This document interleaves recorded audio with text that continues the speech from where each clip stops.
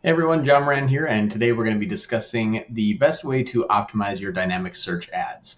Now, a DSA, Dynamic Search Ad Campaign, is a fairly unique campaign. It's one that we very highly recommend, especially when starting out or when wanting to identify what are going to be the best performing key phrases in your area for your website. Now, you can use dynamic search ads for e-commerce, for lead generation, and I wanted to share with you some few tips that we recommend in order to maximize the exposure of your what they call dynamic ad targets, which are pages on your site that you're wanting to drive the traffic to, or at least rank for.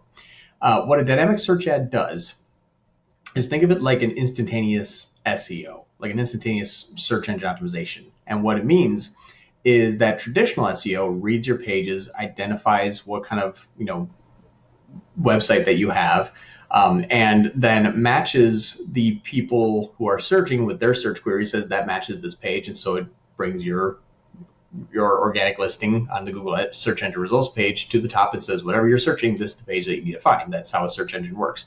Now, there's a whole lot of information out there that I just skipped over in terms of best practices and how to increase your search engine optimization exposure and those type of things like backlinking, domain authority. There's a whole big thing, but that's kind of it in a nutshell. Is Google scans your page and then matches up with someone searching, says this is the page you need to see. Now in DSA, think about that in a paid placement. So instead of having the top 4 ads and then your first organic listing, the top 4 ads, you can use dynamic search ads to allow Google to scan pages that you designate, and then they will build an ad and then place that in the ad from when people are searching, says this matches this page, and then you should rank for that page. So it's a really good way to take a very honest site, a site that does a very good job explaining itself well, and thoroughly and truthfully, because when people are going to search for it, you don't want to seem like you're being deceptive in who you are, because you're going to show up for those deceptive searches and it's just going to fall apart. So a dynamic search ad that scans the pages and then puts an ad at the top for the search engine, in the search engine, that is matching the search query. And then you can set some pretty cool things like only in this radius, so only people targeting around 15 miles of my location, and only wanting to show these 3 pages on my website, because that's what I'm trying to drive the traffic and conversions to. So let's dig in. I want to show you some best practices about this. Here on the screen, this is actually Montessori school. Now we've hidden the name of the Montessori school here. And what I wanted to share with you is this is the campaign that we have running as a DSA campaign. Since June 18th, we have spent $411. We have 15 conversions with a 12% conversion rate and a $27 cost per conversion. So that's really good results.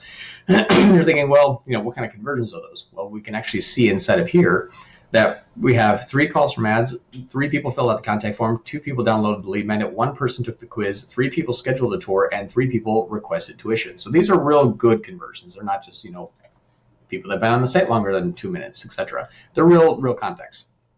And the way that we set these up is we had something called dynamic ad targets. So what we asked Google is scan our primary page, scan the home page, and scan the toddler class pages. Now you're going to see that the URL is blurred out. You're just going to see toddler and primary here. We wanted to blur it out, but these are actually the web pages that we're asking Google to scan. Now, something's interesting here is it says rarely shown, few matching queries. And the reason why we are having just a few matching queries is because on the website, it has a good amount of information on there, but it's not specific to what people may search. So since this is a Montessori school, and I can't really go too deep into the keyword, but some things that you want to take into consideration when you are setting up your site for a dynamic search ad campaign is make sure that the keywords that are getting those conversions, like look in the other campaigns or the other landing pages and see what those search terms are, and make sure that those search terms are also found on that toddler page, for example. So if we have toddler classes, maybe it's Montessori toddler classes, or it's an alternative to daycare. If you wanted to attract those type of users, look at what the search terms are that are converting. Make sure that those are in your website content. Now, there's another area too that you have to look at on your website that, I'll bring this back up here. The other areas on your website they need to focus on are your site title, the page description, basically all of your metadata, your H1, 2, 3, 4, 5, 6 tags, schema markup. You want to look at everything from a SEO perspective, because if you have done any sort of SEO, or you set your website up for an SEO strategy, or maybe you've downloaded a plugin like Yoast and you've applied that to your site and you want to make sure it's filled out, because the way that Google ranks your site for dynamic search ads is actually from Google Search Console. The way that Google Search Console, which identifies how you have your site organically placed, that same engine is used inside of the Google Ads dynamic search ads. So if it can't read your page title, or if you have a non-existent meta description, or you have no H1 through H6 tags, or you have no page title, or your page title is just like, page 2, all of that's not going to be indexable by Google. So if you have a bad organic ranking, you're going to have a bad dynamic search ad. And that doesn't mean if you don't rank high enough, but it's like if Google just can't see that page, it's not going to see the page when you run Google Ads to it. So some ways that you're wanting to look at, if you ever see that rarely shown few matching queries, we're going to be working with this client here to add that to the page.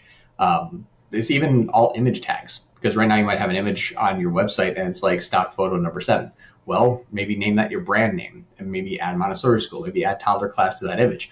All of these little things are going to be important. So when Google reads the page from a code perspective, it says, aha, I know who you are, and I know what you're trying to tell me who you are as. Are you a Montessori school? What class did you have? It needs to be kind of talked to that way. And the only way to do that is by filling out that information. So the way to maximize that dynamic search ad is to make sure that you're targeting the right dynamic ad targets. You're excluding any pages that you don't want to have, like it's called a negative dynamic ad targets. Things like blogs are probably a good example for that. And then make sure that your website is built out thoroughly.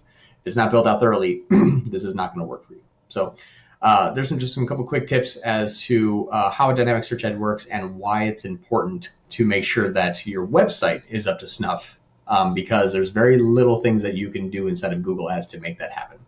This is John Moran, and I really hope that you like this video. And if you want to see more videos like this in the future, please subscribe, comment, like, share, do other things, and we'll see you next time. Thanks.